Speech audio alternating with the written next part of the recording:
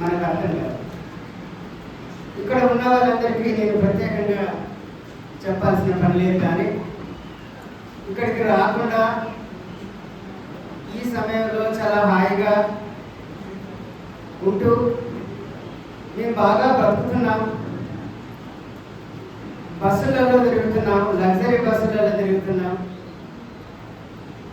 బాగా ఖరీదైన స్కూళ్ళల్లో, ఇంటర్నేషనల్ స్కూళ్ళల్లో మా పిల్లలని చదివించుకుంటున్నాం. 2 పూటల స్కూల్కి పంపించుకుంటున్నాం. ఇంకా అవసరమైతే 3వ పూట కూడా ట్యూషన్ పెట్టి పంపించుకుంటున్నాం. మేము ఏ గుడికైనా వెళ్ళగలుగుతాం. అక్కడ గర్భగుడిలోకైనా వెళ్ళి మేము హోమాలు యాగాలు చేసుకోగలుగుతున్నాం. అంత మాత్రమే కాదు, ఏ హోటల్కైనా వెళ్ళి హాయిగా కూర్చొని తినగలుగుతున్నాం అని ఈరోజు చాలామంది అనుకుంటూ, ఇదంతా తమ ప్రతిభ వల్ల, ఇదంతా కేవలం తమ ప్రతిభ వల్ల ఇలా జరుగుతున్నది అని అనుకునేటువంటి వాళ్ళు చాలామంది 99% మంది. అట్లాగే మహిళలు కూడా మేము ఈరోజు పురుషులతో సమానంగా, బాలులతో సమానంగా చదువుకుంటున్నాం. హాస్టల్స్లో కూడా ఉండగలుగుతున్నాం. ఏ ఉద్యోగమైనా చేయగలుగుతున్నాం. పెళ్ళిళ్ళు మేము ఎప్పుడంటే అప్పుడు మాకు ఇష్టం వచ్చినప్పుడు మాత్రమే, ఇష్టం వచ్చిన వరుణ్ణి ఎన్నుకొని మాత్రమే చేసుకోగలుగుతున్నాం. ఆ వరుడు నచ్చకపోతే, ఆ భర్త నచ్చకపోతే స్వేచ్ఛగా విడాకులు ఇవ్వగలుగుతున్నాం. విడాకులు ఇవ్వటం మాత్రమే కాదు, చాలా గౌరవంగా బతకగలుగుతున్నాం.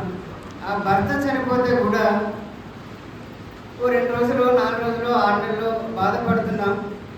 మళ్ళీ తిరిగి పెళ్లి చేసుకోగలుగుతున్నాం అని చాలామంది స్త్రీలు అనుకుంటూ, ఇదంతా ఓకే, ఇది బాగానే ఉంది మాకు అని మనం అనుకుంటున్నాం. కానీ ఈ స్థితి మన ప్రతిభ వల్లనే వచ్చిందా, లేక అనేక మంది మహనీయుల త్యాగాల వల్ల, కొన్ని వేలాది లక్షలాది మంది ప్రజల పోరాటాల వల్ల, కష్టాల వల్ల ఈ స్థితికి మనం చేరుకున్నామా అనేది మనం తెలుసుకోలేకపోతే, అంటే మన గతం ఏమిటి, మన చరిత్ర ఏమిటి అనేదాన్ని శాస్త్రీయంగా, క్షుణ్ణంగా మన మూలాలు మనకు తెలియకపోతే, మనం వర్తమానంలో జీవించే జీవితం ఒక అర్థం లేని జీవితం అవుతుంది. అంటే మనం ఏం జీవిస్తున్నామో, ఏం మాట్లాడుతున్నామో, ఏం పని చేస్తున్నామో మనకే తెలియదు. అలా జీవితం గడిపేస్తాం. ఆ రకమైనటువంటి అర్థం లేనటువంటి జీవితం గడిపేటువంటి సమాజము, ఆ సమాజంలోని మనుషులు, యువతరము, ఆ మనుషులకు సంబంధించిన సమూహం యొక్క లేదా వాళ్ళ పిల్లల యొక్క భవిష్యత్తుకు మంచి బాటలు వేయలేరు. వాళ్ళ వ్యక్తిగత కుటుంబంలోని పిల్లలనే వాళ్ళకి సరిగ్గా చైతన్యం ఇవ్వలేరు. సరికదా ఒక మంచి భవిష్యత్తు కలిగినటువంటి సమాజానికి ఏ రకమైనటువంటి సహాయం చేయకుండా వాళ్ళు ఆ తరం అలా గడిచిపోతారు. అట్లా గడవకూడదు. మనకంటూ ఒక చరిత్ర ఉంది, మనకంటూ మూలాలు ఉన్నాయి, మనకంటూ ఒక పోరాటం ఉంది, మనకంటూ మహనీయులు ఉన్నారు అనేది మనం తెలిస్తే మనం చాలా గర్వంగా, చాలా అర్థవంతమైనటువంటి జీవితం గడుపుతాం. అంతేకాదు, రేపు మనందరి పిల్లలు ఎటువంటి సమాజంలో ఉండాలో కూడా మనం దానికి పునాదులు వేస్తాం. మన పిల్లలకు కూడా ఆ ప్రేరణ, ఆ చైతన్యము ఇవ్వగలుగుతాం. ఇప్పుడున్న సమాజానికే చైతన్యం లేని సమాజం అయితే వాళ్ళు వాళ్ళ పిల్లలకు ఎటువంటి చైతన్యం ఇస్తారు? అది మనం ఊహించాల్సింది. ఇక్కడ పెరియార్ యొక్క గొప్పతనం అనేటువంటిది ఉంది. ఒక జ్యోతిరావు పూలే, సావిత్రిబాయి పూలే, పెరియార్ రామస్వామి, అంబేద్కర్, భాగ్యరెడ్డి వర్మ, చెప్పలేము, బహుశా కొన్ని డజన్ల మంది మహనీయులు. వాళ్ళ వెనుక కొన్ని వేల మంది ప్రజలు, జైల్లోకి వెళ్ళినటువంటి వాళ్ళు, పోలీస్ చిత్రహింసలలో, రాజ్య చిత్రహింసలలో చనిపోయినటువంటి వాళ్ళు, ఆర్థికంగా నష్టపోయినటువంటి వాళ్ళు, అనేక వాళ్ళ పేర్లు ఏ చరిత్రలో కూడా మనకు కనిపించదు, కానీ అది ఉంటుంది. ఇంత చరిత్ర అంతా మనకు ఉంటుంది. అయితే పెరియార్ వాస్తవానికి ఈ రోజుకు కూడా మనం ఏం చూస్తామంటే మనకు ఎటువంటి నాయకులు కనిపిస్తారంటే ఒక్కొక్క నాయకుడు ఒక వర్గానికి ప్రాతినిధ్యం వహిస్తూ ఉంటాడు. మహిళలు అయితే మహిళా సమస్యల గురించే చెప్పేవాళ్ళు ఉంటారు, ఫెమినిస్టులు. అలా వాళ్ళు వాస్తవానికి క్షేత్రస్థాయిలో పెద్దగా పోరాటాలు చేయనప్పటికీ, అంటే వాళ్ళ పరిమితులు వాళ్ళే అని మనం ఊరుకున్నా కూడా వాళ్ళు కేవలం మహిళా సమస్యల గురించి మాత్రమే ప్రస్తావిస్తూ ఉంటారు. అది తప్ప ఇంకొక సమస్య ఈ భూమి మీద లేదన్నట్టుగా మాట్లాడతాం. అట్లా న్యూన కులాల విషయానికి వస్తే ఈరోజు బీసీ సెన్సస్ కావాలని బీసీ వర్గాలు మాట్లాడుతున్నాయి. వాళ్ళ ఫోకస్ అంతా ప్రధానంగా బీసీ వర్గాల సమస్య మీదనే ఉంటుంది. మొదటి నుండి షెడ్యూల్డ్ క్యాస్ట్కి సంబంధించినటువంటి హక్కుల మీద, అంటరానితనం మీద కొట్లాడినటువంటి నాయకులు మనకు ఉన్నారు.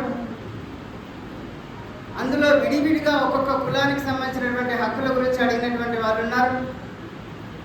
అందులో అందరూ అలా లేరు, కానీ చాలామంది మన మనసులో ఉంది ఏంటంటే ఈ ఒక్క సమస్య గురించి మనం మాట్లాడుకుంటే సరిపోతుంది అని. ఇది ఇంకొకరు ఎవరు మాట్లాడడం లేదు కాబట్టి మనం ఆ విధంగా కొంత అర్థం చేయించుకున్నా కూడా వాస్తవానికి పెరియార్ యొక్క గొప్పతనం ఏంటంటే పెరియార్ ఈ మొత్తం అన్ని వర్గాల సమస్యలను తన భుజం మీదకి ఎత్తుకున్నాడు.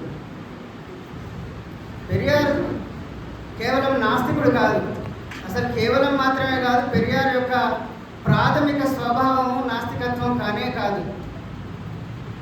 పెరియార్ యొక్క ప్రాథమిక స్వభావము, వైఖరి నాస్తికత్వం కానే కాదు.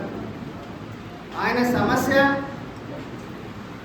ఈ దేశంలోని లేదా తన చుట్టూ ఉన్నటువంటి సమాజంలోని మనుషులకు సంబంధించిన సమస్య. ఆయన సమస్య మనుషులందరూ ఎందుకు సమానంగా లేరు, మనుషులందరూ ఒకే జాతి కదా, ఒకే జాతికి సంబంధించినటువంటి జంతువులందరూ అన్నీ సమానంగా ఉన్నప్పుడు ఒకే జాతికి చెందినటువంటి మనుషులందరూ ఎందుకు సమానంగా లేరు? ఈ మనుషులందరూ కూడా సమానమైనటువంటి గౌరవంతో ఎందుకు బతకటం లేదు? మనుషులు అందరూ కూడా సమానమైనటువంటి అవకాశాలతోటి ఎందుకు బతకటం లేదు? ఇది ఆయన సమస్య. ఈ సమస్యల మూలాల్లోకి ఆయనకు వెళ్ళినప్పుడు అప్పుడు కానీ ఆయనకు ఇవన్నీ ఆయనకు ఎదురుపడుకుంటూ వచ్చినాయి. సామాజిక అసమానతలకి, మనుషులందరికీ గౌరవం లేకపోవటానికి, అవకాశాలు సమానంగా లేకపోవటానికి, మనం ఒక సంస్కృతిలో బతుకుతున్నాం, కొన్ని సామాజిక విలువల్లో బతుకుతున్నాం. అవి తెలియకుండానే ఆయా వర్గాల ప్రజలు కూడా ఇది తప్పు అనుకోకుండా ఇది సహజమే, ఇలాగే ఉండాలి అని జీవించడానికి అలవాటై మనం అనుకుంటాము సింహము, పులి అనగానే మనకు వాటి పౌరుషము, ధీరత్వం గుర్తుకొస్తుంది. కానీ అదే పులిని, సింహాన్ని జూలో కనుక మనం చూస్తే దాని దగ్గర మనకి ఏ పౌరుషం కానీ, ఏ ఫెరోషియస్నెస్ ఏది, భీకరత్వం ఏది కనిపించదు. ఎందుకు? ఏమైంది? అది కూడా మిగతా పులుల్లాగే, సింహాల్లాగే వాటి జాతికి చెందినవి కదా, మరి వాటి ఎందుకు వాటి